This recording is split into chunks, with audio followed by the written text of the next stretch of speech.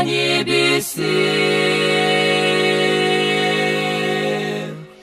да святится имя Твое, да придет царствие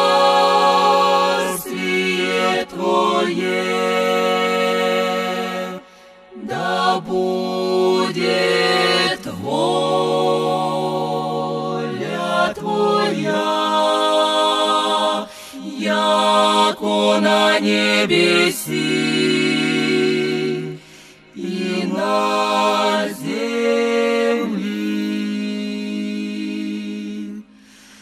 Хлеб наш насущный дашь нам днесь, и остави нам долги наша,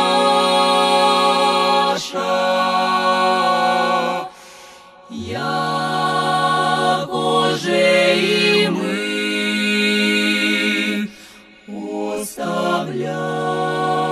оставляем должником нашим.